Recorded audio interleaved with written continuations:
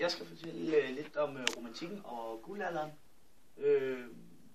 Romantikken strakte sig fra 1800 til 1871, og inden for romantikken er der en forskellig vifte af udtryksformer, blandt andet universalromantikken, som strakte sig fra 1800 til 1807, og hvis hovedgrundtanke var, at alt var en helhed, alt var ét.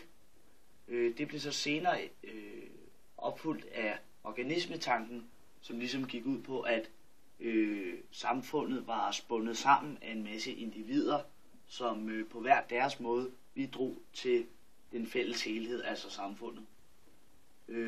Platonismen forløb sådan lidt sideløbende med de to, og gik egentlig ud på sådan at skitsere den kropslige og kødelige lyst og trang over for den ligesom sjælelige og åndelige fred. Nationalromantikken beskæftigede sig meget med de respektive kunstners fædreland, og forsøgte at skitsere disse fædrelande sådan meget idyllisk og meget pæne og rene. Og Biedermeier-digtningen, som egentlig er en sidegren af Biedermeiers stilen, som også både er brugt som generel litteraturform, men også som indretning osv., bygger meget på en høj grad af realisme, som ligesom karakteriserer hele den der Biedermeier-verden, der ligesom er bygget op.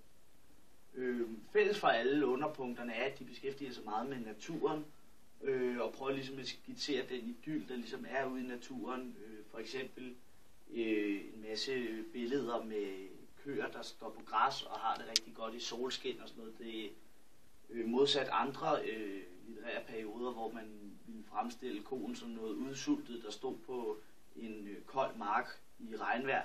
Så fremstiller romantikken koen som en sund og fed, velplejet ko, som ligesom står på en sund græsæg. Romantikken er giver også udtryk for en del religion kontra oplysning, fordi på daværende tidspunkt begyndte folk at kigge mere og mere til darwinismen, og begyndte sådan at stille flere og flere spørgsmål ved de ting, der ligesom stod i de hellige skrifter. I kraft af nationalromantikken og fremstillingen af fædrelandet, så var det også på daværende tidspunkt, at nationalismen begyndte at gøre sit helt store indtog. Inden for romantikken er der en del sådan typiske genrer. Det er blandt andet fremstilling af tragedier, men som ligesom bliver vendt om og bliver gjort positive. Natur- og kærlighedslyrik var meget udbredt på det daværende tidspunkt, lige så vel som historiske romaner og eventyr, som vi jo kender. Eventyrene var især gode, fordi de var nemme at fortælle, fordi de altid gik efter sådan en hjemme struktur, og på den måde så gjorde det nemt både for fortæller og modtager, fordi man ligesom vidste, hvordan historien burde forløbe. Og når man snakker om eventyr, så kan man heller ikke komme uden om de forskellige kunstnere, der ligesom var meget udbredte på den her tid. H.C. Andersen jo i den grad eventyr, og en meget, meget kendt forfatter. N.F.S. Grundtvig, som var pastor, og derved havde en del kendskab til Bibelen og til kristendommen, er også en meget kendt salmeforfatter.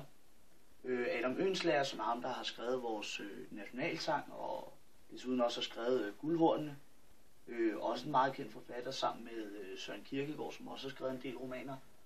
Og så til sidst en lidt dark horse i det her væld af forfattere, det er H.C. Ørsted, som var forsker og opdagede elektromagnetismen.